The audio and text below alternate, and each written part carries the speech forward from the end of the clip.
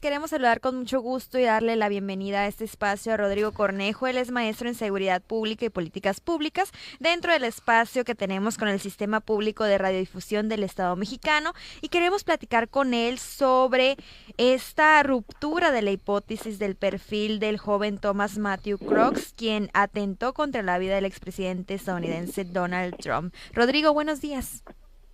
Hola, ¿qué tal, Aaron y Alejandra? Un saludo a todos los radioescuchas y muy buenos días. Buenos Muy buenos días. días.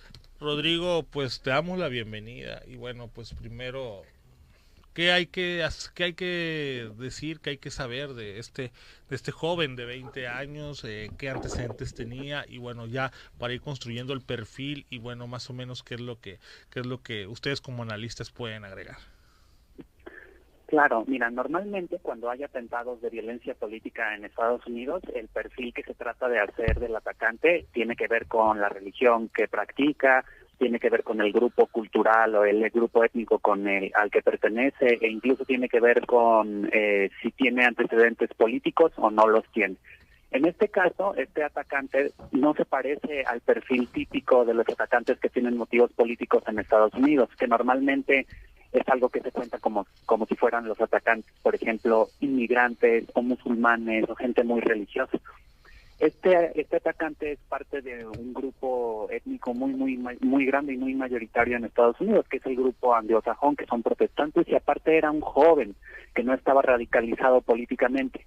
El atacante, que tenía más o menos unos 20 años, había sido parte del Partido Republicano, estaba registrado para participar en los procesos del propio Partido Republicano, que es el partido que registra o que postulará muy pronto a Donald Trump como su candidato, y recientemente, hace poco tiempo, antes de que él cometiera este atentado, este intento de magnicidio, había hecho una donación pequeña, pero una donación a fin de cuentas, a una organización que impulsaba a candidatos demócratas, que es la izquierda estadounidense. Así que este perfil de un radical que no tiene muchos motivos más que el político, el religioso, se rompe un poquito porque es parte de las grandes mayorías que incluso apoyan o normalmente apoyarían a Donald Trump, y que el arma con la que utilizó, más bien el arma que utilizó para perpetrar este ataque, es una de las armas que son defendidas por los grupos que defienden la aportación de armas en Estados Unidos, porque es un rifle de asalto, es un arma que se llama AR-15, que es un rifle que en México lo conoceríamos como arma de uso exclusivo del ejército, por el calibre, por el poder que tiene. Así que estas primeras características nos dan a entender que no es esa clásica clasificación, ese clásico estereotipo de que solamente la gente que está en las orillas, en los bordes de la sociedad y que están radicalizados son los que cometen este tipo de actos. Estamos hablando de un gringo, de un estadounidense nativo, anglosajón, perdón, del cual pues un joven de 20 años y bueno, pues esto viene también a dar un giro, ¿no? Una discusión pública sobre la aportación de armas en Estados Unidos, la libre compra de los artículos bélicos. Es correcto. Es una paradoja que, aparte de formar parte de este grupo que mayoritariamente apoya a Trump porque se siente desplazado por las minorías, también haya sido el derecho a portar armas lo que haya hecho factible que hubiera un ataque de este tipo. Más allá de las evidentes fallas de seguridad que hubo en el equipo que rodeaba a Donald Trump en ese día, no hubiera sido posible que alguien usara un rifle de esas características si la Asociación Nacional de Rifles, que es una de las que más fuertemente apoyan a Donald Trump en este derecho de portar armas y que Trump les ha reciprocado ese apoyo, haciéndolos parte de su proyecto político. Si eso no hubiera pasado, si no hubiera sido parte del panorama político en Estados Unidos, no hubiera sido posible este magnicidio. Y también vale la pena ponerle mucha atención a que en este tipo de atentados, por ejemplo, yo hablaba hace poco de las bombas que fueron puestas en el maratón de Boston, generalmente conocemos las redes sociales, el perfil, los manifiestos, mucha información privada del atacante de manera muy rápida.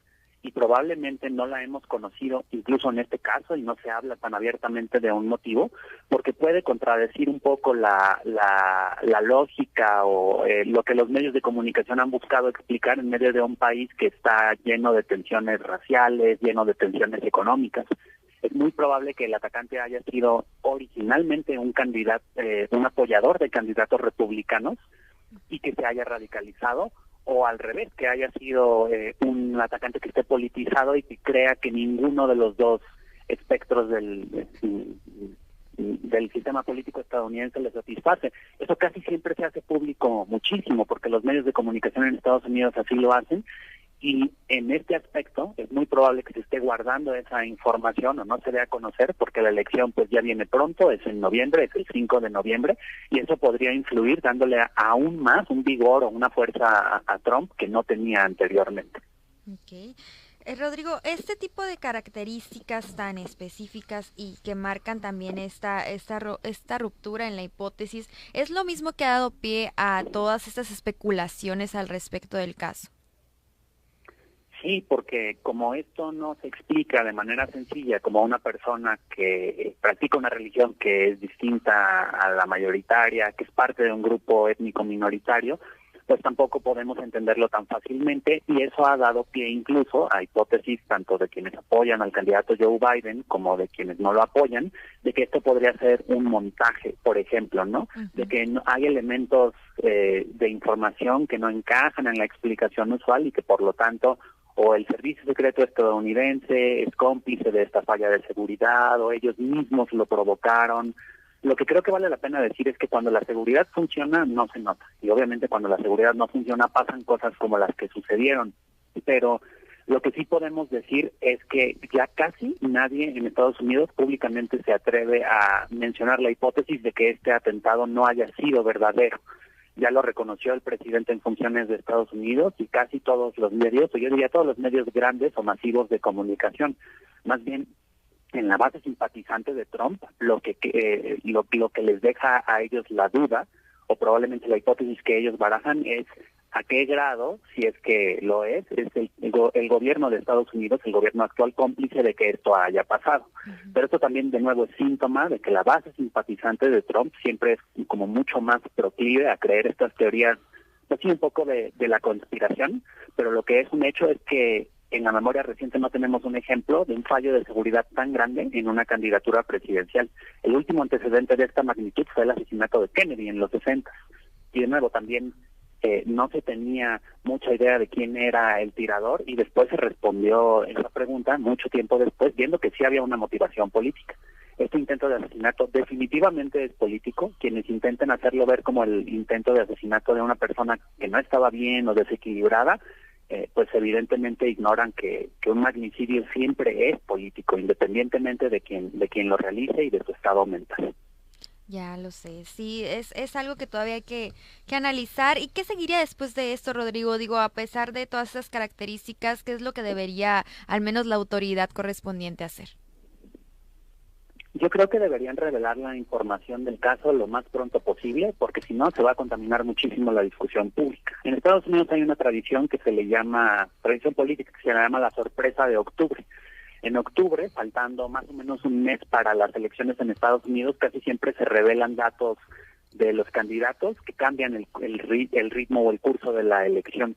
Eso pasó, por ejemplo, en la última elección de Trump contra Biden, cuando se revelaron los casos que había en contra de Donald Trump por presuntos fraudes o sustracción de documentos secretos, e incluso cuando Trump ganó por primera vez con todos los correos electrónicos que se filtraron de la campaña demócrata y de Hillary Clinton. Yo creo que si las autoridades no son abiertas y transparentes con el perfil del atacante y con la información que tienen a la mano de esto, probablemente esa información vaya a ser filtrada en octubre rumbo a la elección y tendremos la tradicional sorpresa de octubre, y lo que ahora mismo podemos prever es que esto beneficia netamente a Donald Trump. Si bien ya lleva una ventaja fuerte y Joe Biden sigue sin atender los llamados de su propia base simpatizante de bajarse de la candidatura, pues yo creo que es seguro que, cuando menos aquí en México, tenemos la certeza de que quien va a gobernar Estados Unidos va a ser Donald Trump, con todo lo que eso implica para nuestros paisanos y para nuestro país. Muy bien, Rodrigo. Te agradecemos mucho por la información y estaremos al pendiente contigo para más detalles de este tema.